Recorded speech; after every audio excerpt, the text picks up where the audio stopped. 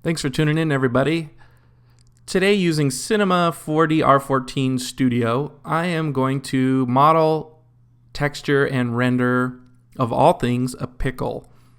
Now, this is because I was doing a project. I was looking on the internet for tutorials on how to build a pickle. I couldn't find one, so I thought, why not make my own?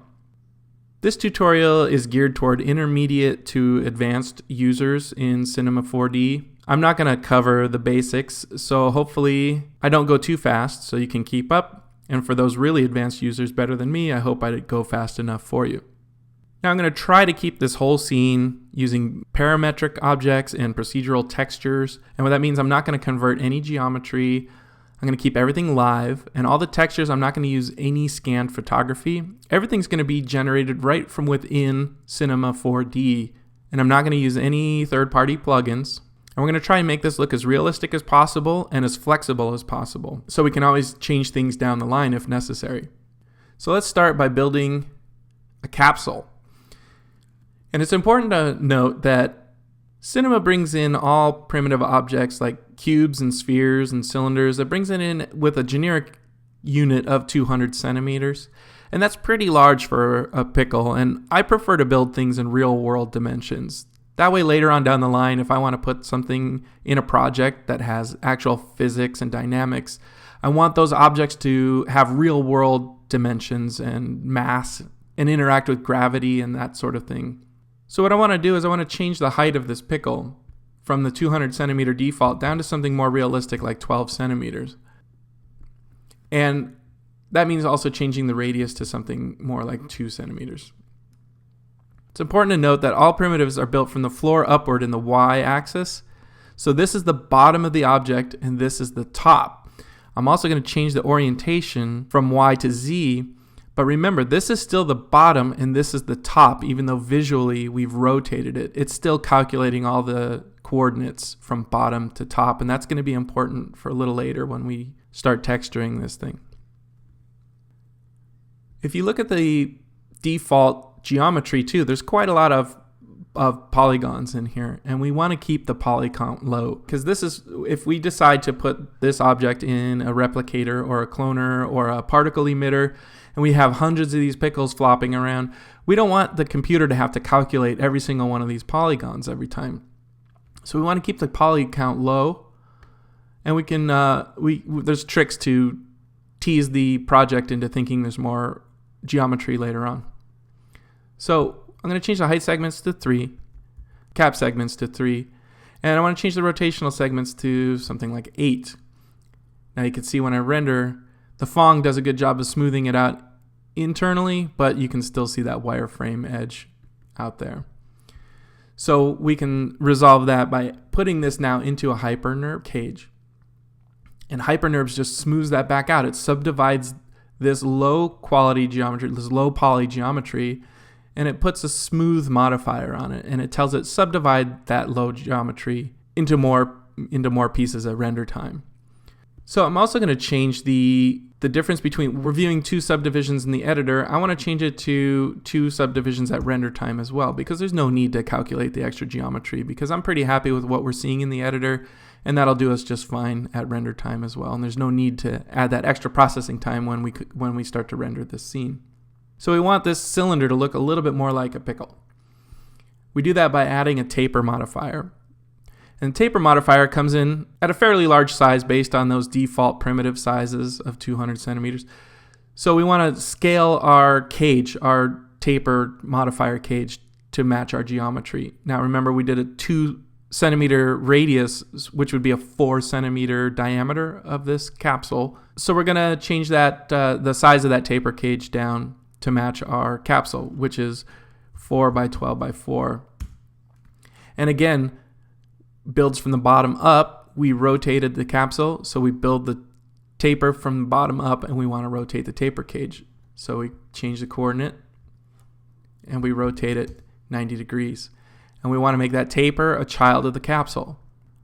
Then when we come in here, we change the strength slider, and then you can see we can taper our object. Now it's important to note, if we didn't rotate that cage, that taper is going to affect it in the wrong axis, And that's why we spin it around to match the cage. Set that back to 90. Another feature is the curvature. You can bulge this taper out so it's not just a linear from the bottom to the top. You can add a little arc to it. Kind of looks like an ear of corn, doesn't it? So we'll set this number to something like 30 and 200. And that gives us a nice taper. Maybe go 35. The next modifier we want to do, we want to add a little curvature to this capsule. Because as this is growing off of a vine, it doesn't grow in a perfectly straight line. It actually bends a little bit. So we do that by adding a bend modifier. And again, the cage comes in really huge, so we want to scale it to our object, which is 4, 12, and 4. And we want to rotate its axis as well for the same reason. Make the bend modifier a child of the capsule as well. And now you can see it bends the object around. But what it's doing is it's gluing that geometry to that cage right now. So that as that cage stretches, so is the geometry. And we don't want that to happen. We just want to bend it without without stretching it. So here's this option here to keep the y-axis length. And we turn that on. Now it's not growing in size. It's just taking the length that it is and bending. Now you also have this angle where you can swing everything around. And you got to keep your mind out of the gutter when you're playing around with stuff like this. We can have a lot of fun, but we're going to save that for later. We're going to leave this at 0 because eventually we're going to put this pickle on a floor or table or surface, and we don't want that to sink below the floor, and we don't want it to float up into the air. So we're going to leave that at 0. And we're off to a good start. Let's give this a little render. And here you go, an eggplant. So we want to add some color to this so we can make it more like a pickle because we're not making an eggplant today. Also, what I want to do, I want to hide the modifier cages because they're kind of getting in our way and adding more clutter to the screen than we want. So if you turn off the check box, you're going to actually turn off the modifier itself, which we don't want to do. All we want to do is hide these cages from our editor, which is this top traffic light button. You hit that, turn it red, and it hides it from the scene.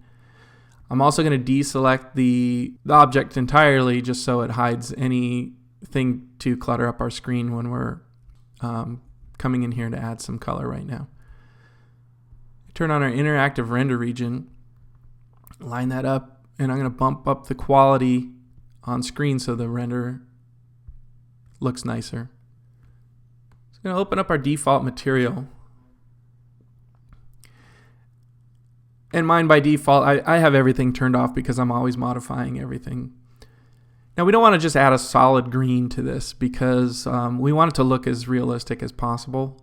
So we're going to achieve that by adding a gradation from the bottom to the top. Remember, it's on its side, so this is the bottom and this is the top. So under our color channel, under texture, right here we can add a gradient, but I'm going to add more than just the gradient. I want to add a couple of different textures stacked on top of each other. So I'm going to do that by creating a layer. Then I'm going to go into the layer, and here I can add the gradient. Now remember, visually, we're going left to right, but the coordinates are bottom to top. So this can be confusing. This gradation is visually going the direction we want, but you can see if we add that on here, it's going left to right because our object's on the side. So what we want to do is we want to change this from bottom to top. You go into your gradient, you change it from 2DU to 2DV, bottom to top, and now you can see the gradation goes from bottom to top just like we want. So I'm going to make our base color. We want a green, but we don't want this neon cartoon fake green. We want this to look as realistic as possible. So we're going to bring our green down to a nice dark, desaturated, organic green color. And then on our bright color, we're going to do the same. We want kind of a lighter shade, but we still want it desaturated and organic. Something like that. Now you can see we have something almost like subsurface scattering where the fat end, the light isn't passing through as much as it is on the light end. And that's really great because that can help fake the illusion of subsurface, even though we will actually add some subsurface scattering to this in a minute. I'm going to make that base color a little bit darker, so there's a little more apparent fall off. The next thing I want to do is I'm going to add a Fresnel shader. Now, most of you are familiar with using Fresnel as a mask for reflection fall off, where the area facing the camera is invisible, and then the angle fall off from the camera, the effect gets more intense. Well, we're going to use this as a color shader, not a mask this time. And the first thing we want to do is we want that black to disappear so it shows that gradation through there. So much like After Effects or Photoshop, you change your blending mode so it's not black and white.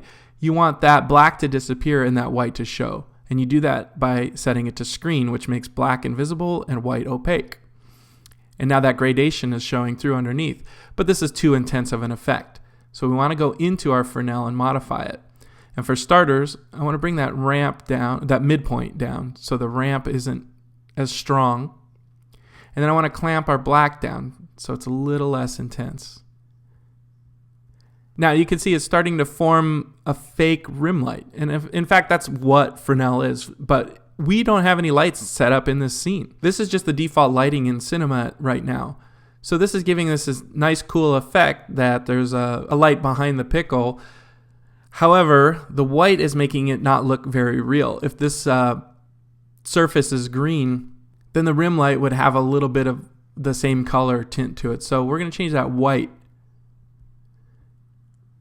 to more of a yellowy green color. And this will give us something a little more natural. Now that looks like there's a light off to the side lighting up the edge of that pickle. And that looks kind of cool. Maybe we make it a little more apparent. There we go. That's kind of interesting. Now we also want to add texture to the surface of a cucumber because no cucumber grows this smooth in nature. So we're going to do this by using a displacement shader. And displacement does exactly what it sounds like. It's going to take this, and remember this is a hypernerb cage on low poly geometry. We're subdividing it with hypernerbs. And then we're going to, within the displacement shader, we're going to displace this geometry and subdivide it even more. So this surface physically changes its shape. So we're going to add a map that anything white is going to push the surface out and anything black is going to sink the surface in. So what that means is we need a neutral base for this. And we do that under displacement. Under texture, again, I want to do the same thing I did in the color channel. I want to stack multiple textures in this displacement. So I'm going to create a layer shader. And in that layer shader, I'm going to add our base layer of a color. By default, it's white. I'm going to slide that down to 50%. And now that's our base. That's our 50% base that is neutral. What that means is if I turn on the interactive render region, nothing changes. If I turn displacement off, it looks exactly like when it's turned on because 50% does nothing at all. And that's exactly what we want. On top of that now, I can add a noise shader. And remember, the scale is off in our scene currently because we're working at a much smaller scale than the default. So we're going to have to mess around with the scale in a minute. But let me show you what these settings do. I'm going to come into noise. And what I want to do is I want to pick a noise that kind of resembles the bumps and the pimples on the surface of a pickle. And we do that by changing the noise to, this one looks really great. I don't know how to pronounce this. If anyone knows how to pronounce it. Voronoi 1. It's this really cool like cellular. It almost looks like a bunch of bubbles pressing up against each other. Now what we can do is we can modify the high clip on this and we can bring this number down to something like 35%.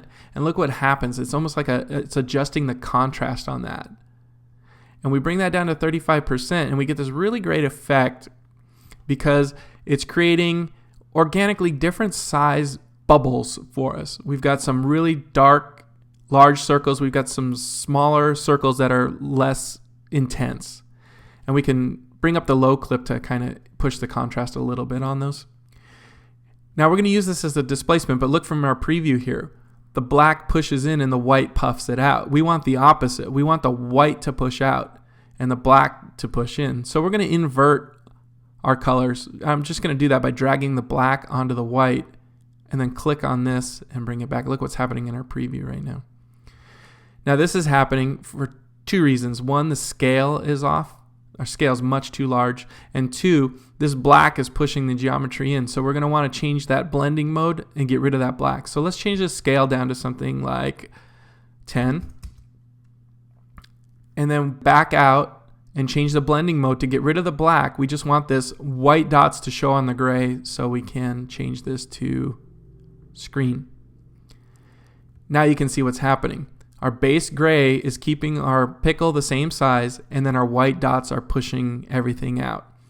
But the global scale of our displacement shader is much too strong, so we want to knock this back. Two things we can do first, though. If you recall, this is a low poly shape. It's subdivided with hypernerbs. Now what we also want to do, we want to subdivide it even more in the displacement shader. But when you turn this on, there's no physical update in the editor, but you'll see it when you turn the interactive render region back on. Now you can see it's subdivided that surface. When we turn that off, you can see what's happening. It's much rougher here. And you turn off the hypernerb, you can see it's really rough. So hypernerb subdivides at one level, and then the displacement subdivides it again. And we get a lot more descriptive detail off of that noise shader. There's another option here called round geometry, and I don't know if you can see here in the render preview. These wire mesh lines are actually showing up with the subpoly displacement. There's this option to round geometry, and that's going to smooth all of that surface out, and it's going to add some more smoothness to these bumps. Now this could be processor intensive at times. I've done some projects where I turned on round geometry and it exponentially changed my render time. So use that sparingly. It seems to be okay in this small scene. But obviously now you can see our strength is way too out of proportion for the scale. So we're going to bump that down from 100 to something like 10. Now we got a caveman club here. And I think the height's a little strong, so I'm going to knock that down to 1 centimeter from 5.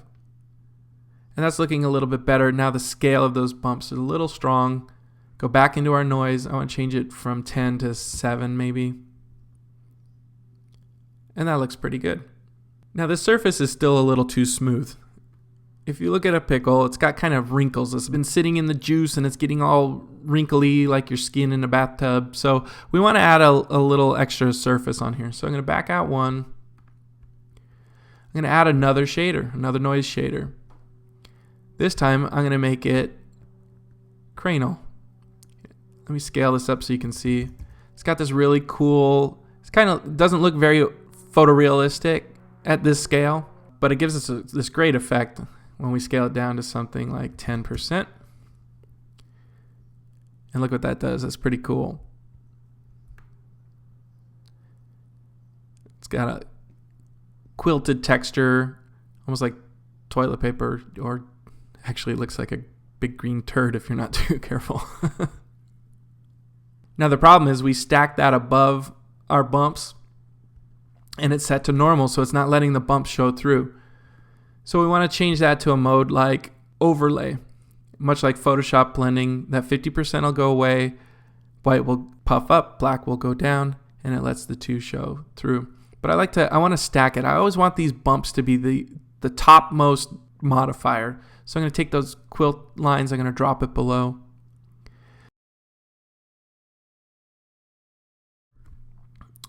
I want to add one more displacement shader. So we're going to come under shader. When the pickle is growing, there's going to be some grooves in here. Right now this is like still a super round surface. We want to kind of change the shape of that so it's not a perfect circle if you were to cut it down the middle. we want to have these grooves traveling the length. So we come under surfaces and tiles. And in tiles, we're going to leave the grout at black, but we're going to change all these default colors to white. And that's kind of cool. It looks like a hand grenade right now. But we're going to change it from squares to lines. But the lines are running in the wrong direction. We want the lines to run the length. So we want to change the orientation from U to V, because remember it's top to bottom. And we want to change our grout width to 0 and our bevel width to 100. So this is a bit intense, but this is the idea. So what we're going to do, come back out, and remember, I want those bumps to be the topmost displacement. So I'm going to drag these lines to the very bottom above our 50%. I'm going to change that blending mode to soft light. So the stack is our gray, our grooves, our quilt, and our bumps. Now these grooves are a bit too extreme. So we're just going to change the strength of that from 100 down to something subtle like 20. And now that kind of relaxes that intensity, but we're still getting these really cool how the Fresnel is interacting with it on the edge, and we're getting these grooves that are kind of passing through the surface. And it looks pretty great.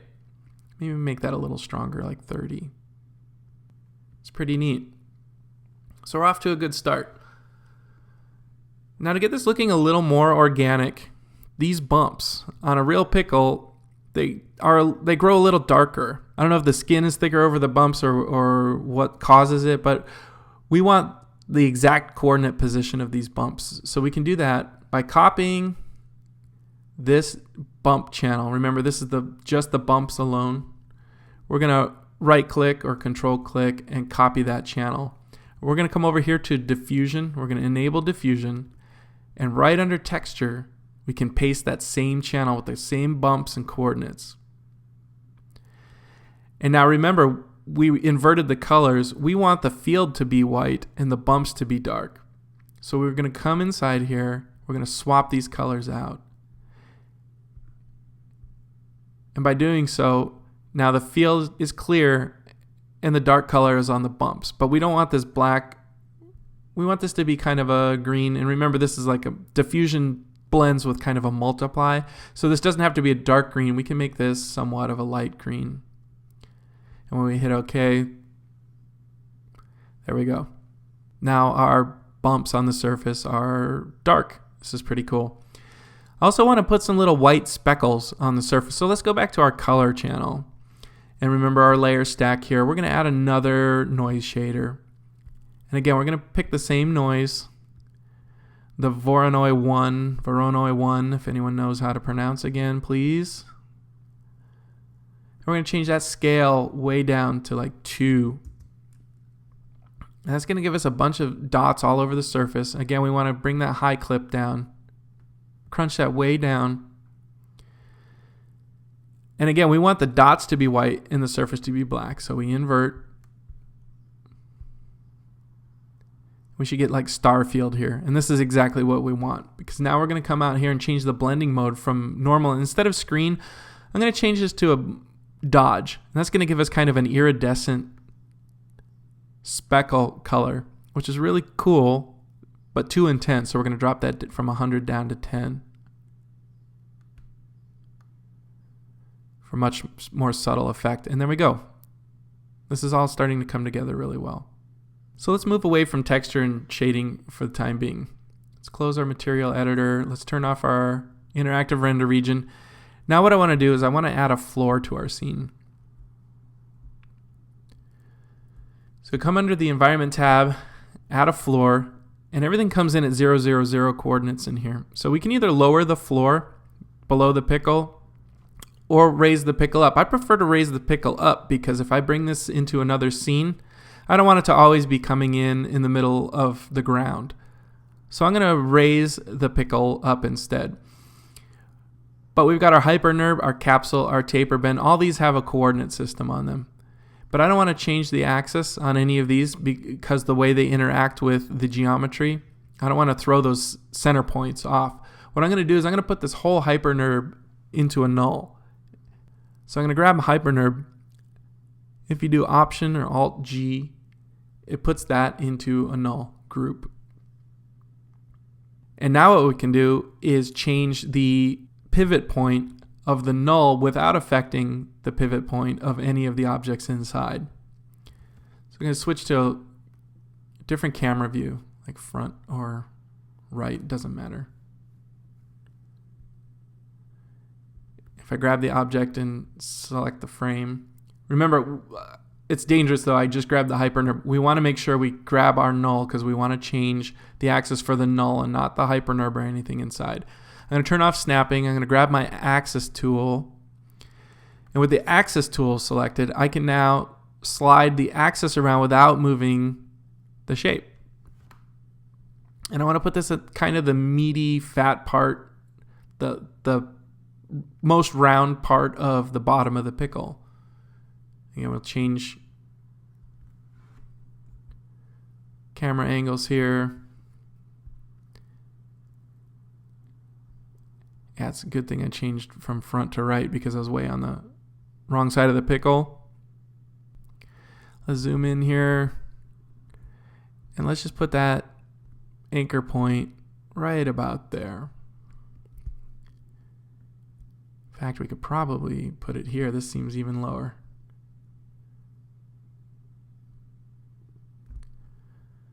All right. Now what that's going to allow us to do, now remember, turn the axis tool back off. So now if we grab that point and move it, the object moves. This black line is our 0, 0 point. So we want to slide that pickle up to the floor now. And zoom in. Drop the pickle to the floor. It's okay if it intersects a little bit. And we want to rotate and drop it to the floor. And we can spin around. Let's go back to our perspective mode. We could spin around.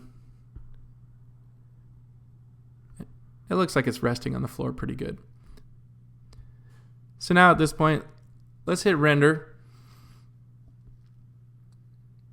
See what we've got. Okay, now we got our pickle sitting on a floor, but there's no fancy lighting or anything going on in here. So let's add some light. We're going to do that. I'm not going to put lights in the scene. I want to light this with global illumination. And to do that, we do two things. One, we want to add a sky dome. This puts this big giant dome over our world. And then on that dome, I want to apply a high dynamic range image that's in our content browser. If you come under here, under your Prime folder, again, this is Cinema 4D R14, Prime, Materials, HDRI, there's a whole set of pre-made high dynamic range images. Now you can use third party, you could take and make your own, but for purposes of this tutorial, I'm going to grab one that we can all use. And this is the HDRI 024. I could drag it right out of the content browser onto my sky object. If we go back to the viewport, now you can see that dome now has that HDRI image projected onto it. Let me turn off the floor so I can spin the camera around. Now you can see that dome is wrapped with that HDRI image. Now that includes all of these windows. These are actually going to cast light back into the scene. Because what that dome does is it projects all those pixels right to the center of the universe. Okay? So this light from this window is going to project from the outer dome to the center, and that's going to become a light source. Much like this dark corner is going to project those pixels in, and it will be darker image. And again, more windows. But here's the deal. If I hit render right now, you're not going to see that light I'm talking about because we haven't turned on global illumination. We need to tell Cinema to interact with that HDR image to create that light. So you do that by coming into render settings and you add the effect global illumination. And you can change these numbers for animation or still image. And you can come into sampling And you can even change the custom sample count. And this will affect how long the render takes based on this sample number. The lower the number, the quicker the render. And you can see when I hit render now, it's going to calculate global illumination, and now this light is lighting the scene, creating shadows and everything. But you see how splotchy this is? That's because I dropped that number down pretty low. I actually don't prefer the standard renderer. I prefer the physical renderer. Now, if you come under render settings, you change it from standard to physical. You could still use the global illumination with the custom settings if you want, but I'm going to delete that. Under physical render, I changed my sampler to progressive mode. And what that does is it starts out with low quality grainy renders, and then it builds. The longer you let it render, it builds and tightens and refines itself. This is really great when you're testing a scene because you can tell right away if your camera angle is right or wrong, or if the lighting is right or wrong, and you don't have to wait for all the calculations to happen. This is really great when you're testing scenes. So I like to leave this progressive on. And I also turn on indirect illumination, and this is basically the physical render's built-in global illumination. And again, I bump the samples down when I'm setting up a scene just so everything processes faster. And now you can see the difference when I hit render.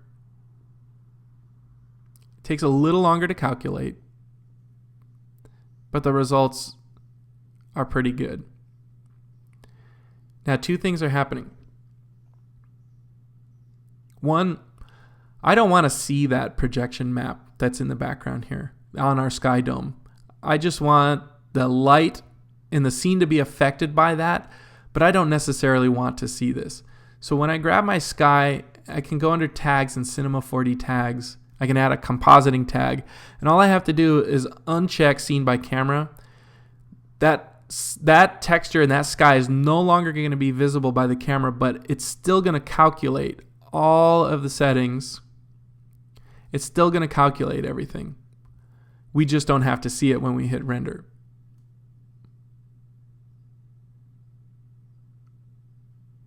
Just like that, it goes away. Now, another thing that sky dome wrapped in that HDRI is giving us, it's giving us an image to actually reflect back onto our object. Now, this is really great because pickles are shiny, and shiny objects need something to reflect. But if we just had this floating in a vacuum of space with nothing to reflect off of it, it wouldn't look really interesting. But now that we've put our sky dome in our floor, there's something to reflect back onto this object. So if I turn on our interactive render region, you can see what I'm talking about.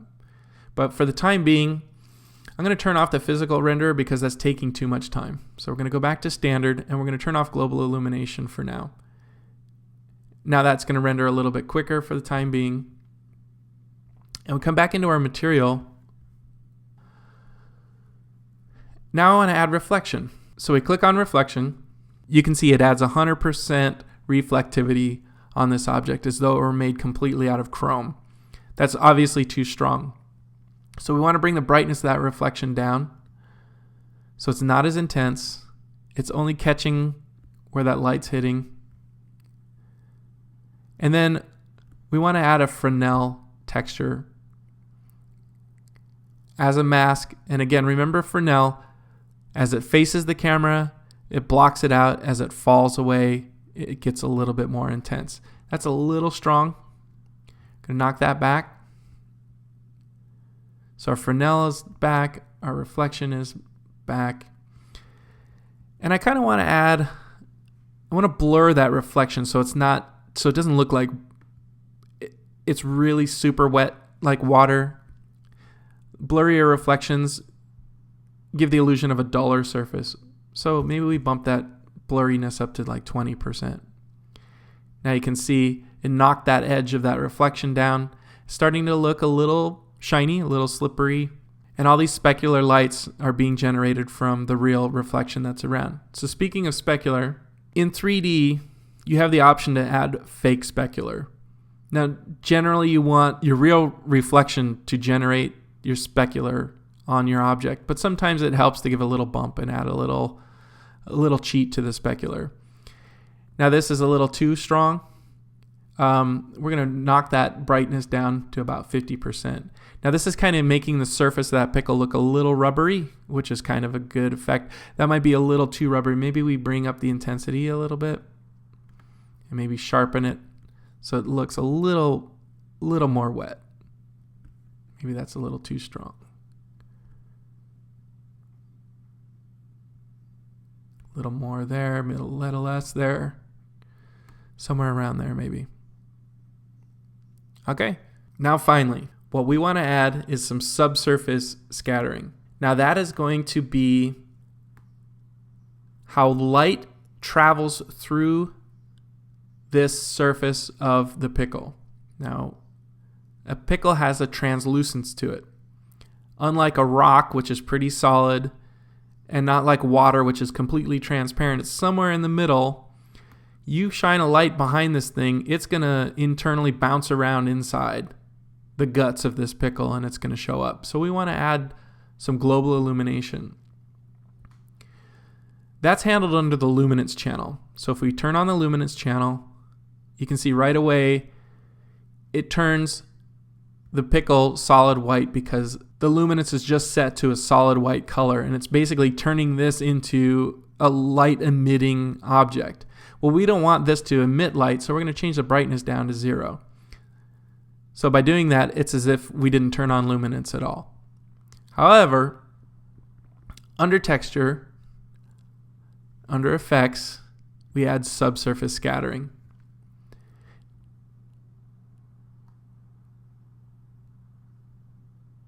Now this is going to generate some light bouncing around inside of the object. But at default settings, it doesn't look so great. So we want to come into here. The light that's going to pass through the object, you got to think about what's inside a pickle. When you cut it open, it's kind of a yellowy green. It's not this gray color. It's going to be kind of a yellow-green color. So we want to change these numbers to something that's a little more yellow-green.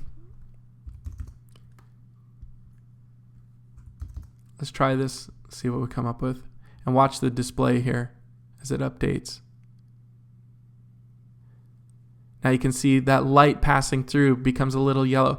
Now to speed things up, I'm going to turn off our displacement because remember, we've got our hypernerb on our low poly, but then our displacement is subdividing another 4 times, and that's taking the calculation of our subsurface scattering. It's taking it a little too long to figure out.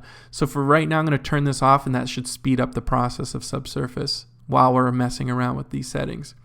Another way to speed up subsurface is here under multiple.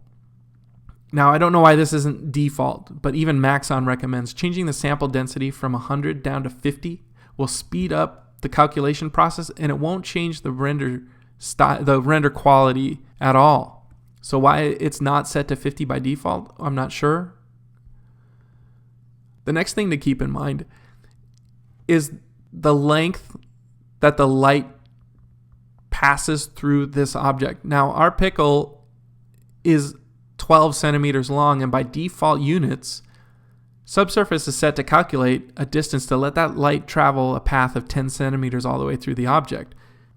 Well, that makes this thing virtually transparent, and we don't want it to look like wax or a piece of plastic. We want there to be some density to this, so we want to bring this number down. But this is dangerous because the lower this number gets, the more calculation that has to happen at render time.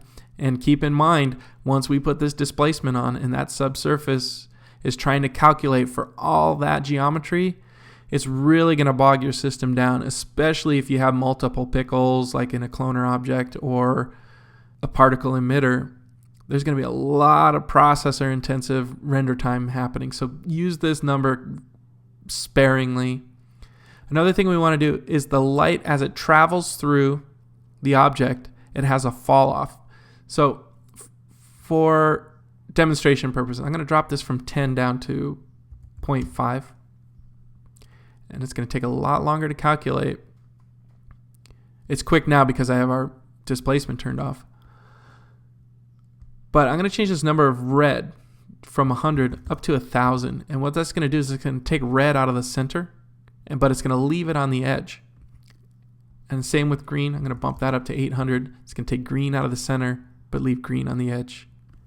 But I'm going to crank our blue up to 1000 so it keeps that yellow color in the middle.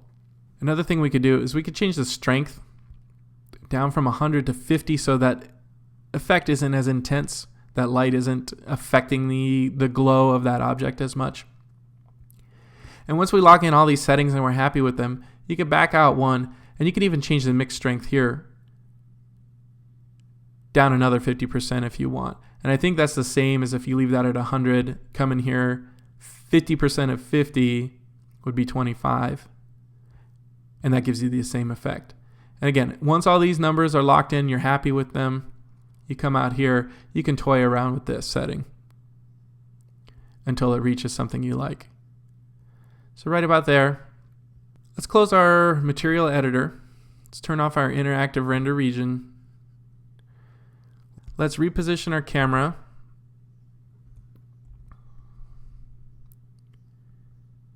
Find an interesting angle. And here's what I was talking about earlier. This is pretty great because I've kept everything parametric, procedural. I can come in now and still modify the shape of this. Everything's still fully editable. And in fact, if I wanted to change where the dots and the bumps on the surface of the pickle are under this displacement, I can come into this noise and change the seed generator like 1, 2, 3, 4. And it's going to recalculate the position of all of these dots. But remember, we copied this channel and pasted in the diffusion layer. So if you change it in one place, you want to change it to the same number in the other place so those dots line up with each other. But everything's fully editable, unlike if we were to use a scanned photograph or if we were to convert the geometry. We could still bend the pickle, we could still change the position of the dots, everything. So now let's go back into our render, change it to physical. We're on progressive, we're on indirect illumination. Come into our material, we have everything turned on: color, diffusion, subsurface under luminance, reflection, specular, and displacement. So I think we're ready to render. We're going to click render. We'll fit to screen. Now this is going to take quite a while to calculate because it's preparing that sky map and the global illumination, and it's also preparing the subsurface scattering for the pickle. And there we go. That's looking pretty cool. Let's change the camera around. Spin the scene around a little bit. See if we can't come up with a little more interesting camera angle. And hit render one last time.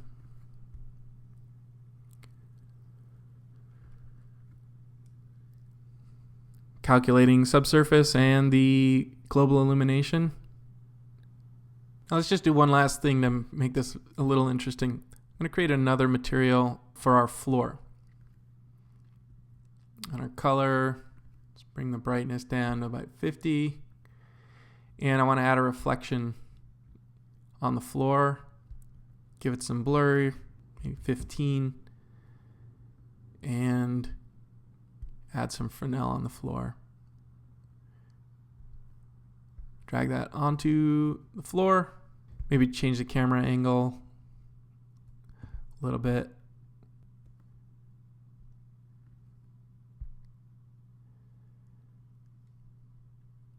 Let's see how that turns out.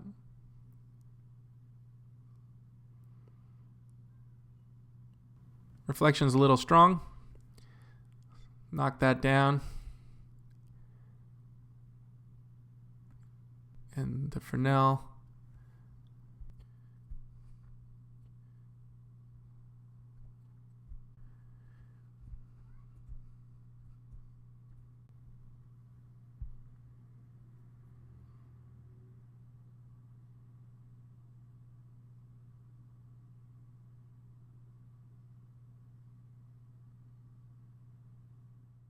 So that's looking pretty cool with some reflection in the floor. Adds a little extra flair to the final render. And there you have it. There's our pickle. Subsurface, global illumination, parametric, procedural, fully editable.